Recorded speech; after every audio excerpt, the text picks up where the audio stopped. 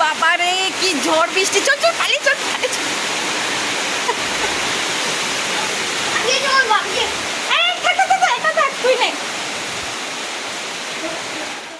Hello everyone, good morning. আমি Mona Lisa.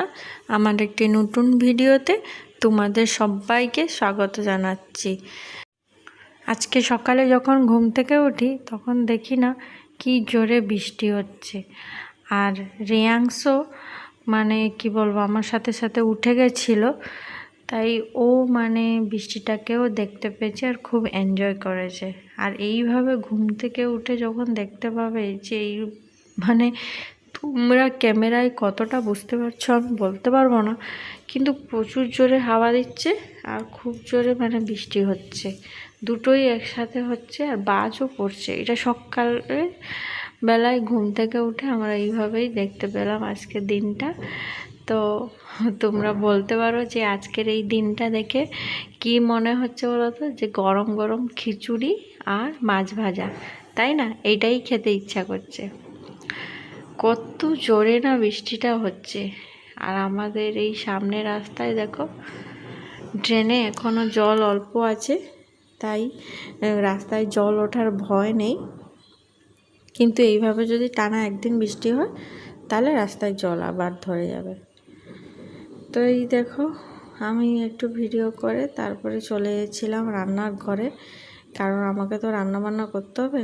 তোমার দাদা একটু পরে বেরোবে আর কি, স্কুলে যাবে। এই দেখো বলতে বলতে তোমাদের দাদা বেরোচ্ছে, স্কুলে যাবে। বৃষ্টিটা যাই হোক স্কুলে যাওয়ার সময় একটু কমে গেছে, আর তার জন্য বেরিয়ে যেতে পারছে, না হলে কি করতো, রেনকোট নিয়ে যেতে হতো। তোমাদের দাদা বেরিয়ে যাচ্ছে, এবার আমার দায়িত্ব হচ্ছে রেয়ান্সকে রেডি করিয়ে তাকে স্কুলে নিয়ে দিয়ে দেবো। এই যে এবারে মা ছেলে দুজনে রেডি হয়ে গেছি আর স্কুলে নিয়ে যাচ্ছি ওকে দেওয়ার জন্য। ও বসে আছে আমার পাশে, আর ওকে আর ভিডিওতে নেওয়া হয়নি আর কি। তো এইভাবেই আমি ওকে দিয়ে আসি। আগে একা একা যেত, কিন্তু এখন আমি ওকে কদিন গিয়ে দিয়ে আসছি আর কি। আসলে ও পড়ে গেছিলো না, তাই জন্য তারপর থেকে ও একা যেতে চায় না, ভয় করে, তাই আমি ওকে সাথে করে নিয়ে যাচ্ছি। পাশে দেখতে পাচ্ছ এই যে ঘরটা, এই ঘরে একটা লোক আমাদের এখানে মানে কি বলবো একাই থাকতো, খুবই অসুস্থ থাকতো। তো 4 দিন মানে কোনো সাড়া না পেতে মানে উনি আর বেরোতো না 4 দিন। 4 দিন পর আশেপাশে এলাকায় লোকজন গিয়ে ঘরটা দরজা ভেঙে গিয়ে দেখি না উনি মারা গেছেন। মানে এই এত দুঃখ লেগেছিল এই বিষয়টা শুনে। মানে মানুষ বয়স হয়ে গেলে একা থাকলে কীরকম কষ্ট পেতে হয়। তো এবারে দেখো আমার রিয়ান্সকে ছেড়ে তখন স্কুলে চলে এসেছিলো, আর কোনো ভিডিও নেওয়া হয়নি। এখন আমি রিক্সা ধরবো যাচ্ছি।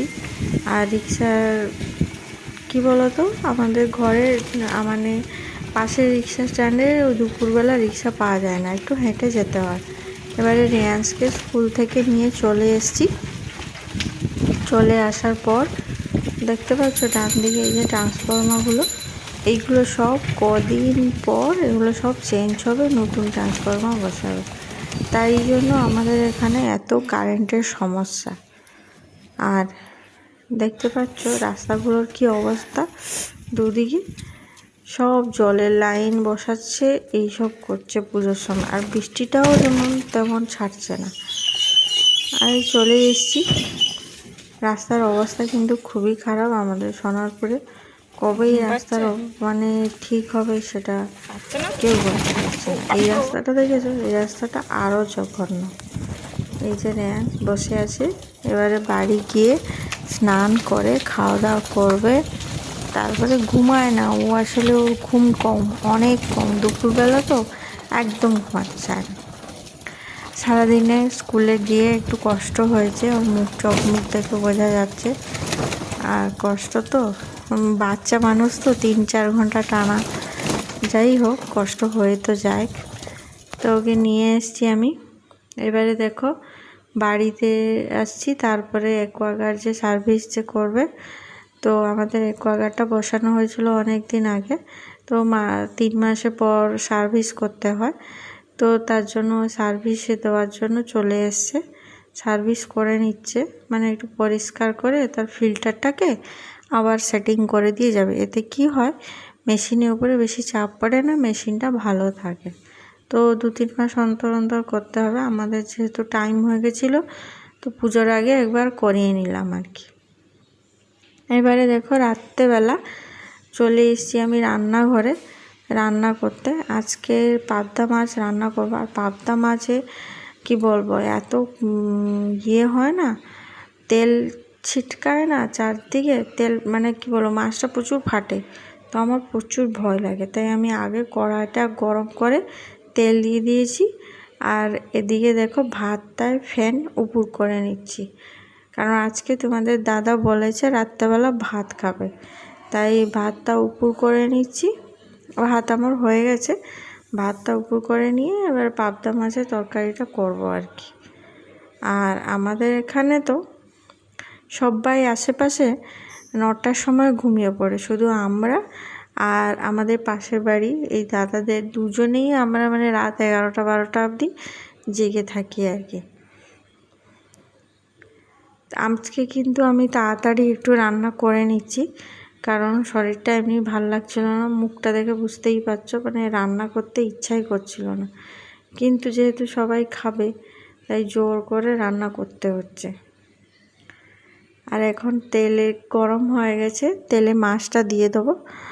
দেখো শুধু আমার কাণ্ডটা, আমি কি করি, মাছটা মানে এই যে আওয়াজে কি বলবো, মাছের তেলটা গায়ে পড়বে বলে আমি কি করি না, থালা ঢাকা দিয়ে দিলাম, না হলে কি বলো তো পুরো চারিদিকটা মাছের, দেখছো সঙ্গে সঙ্গে দিয়ে দিয়েছি, মাছের তেলটা না গায়ে এসে পড়ে। আর এইভাবে আমার 2-3 বার হয়েছে। তারপর থেকে এই মাছটা যখনই আমি ভাজি তখনই আমি কি করি না, মাছের ঢাকা দিয়ে দিই, কড়াইতে ঢাকা দিয়ে দিই। আর ওদিকে দেখো আলুটা কেটে নিয়ে ধুয়ে নিচ্ছি ভালো করে।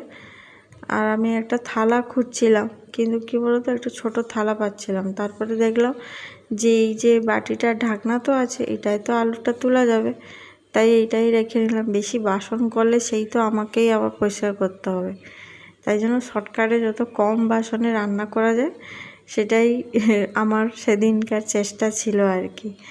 না হলে কি বলো তো প্রচুর বাসন বেরিয়ে যায়, রান্না করতে করতে প্রচুর বাসন বেরিয়ে যায়। আর এই দেখো আমি মানে থালাটা কিন্তু হাত থেকে নামাচ্ছি না, না হলে কি বলো তো ফট করে এই তেলটা হবে হয়ে গায়ে এসে পড়ে যাবে, আর গায়ে পড়লে তো সঙ্গে সঙ্গে গরম তেল তোমরা তো জানো কি হবে। তো এই রান্নাটা শেষ করে নিলাম, এইটা মাছের ঝোল করবো আর কিছু না।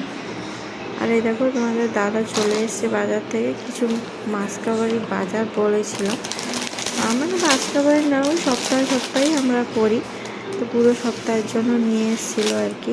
চিনি আছে, সুজি আছে, আর এই গরম মশলার প্যাকেটে দেখো সব কিছু আছে, মানে জয়িত্রীও আছে, যেটা নর্মালে থাকে না, এটা বেশ ভালো, অনেক মানে রকমের মশলা আছে।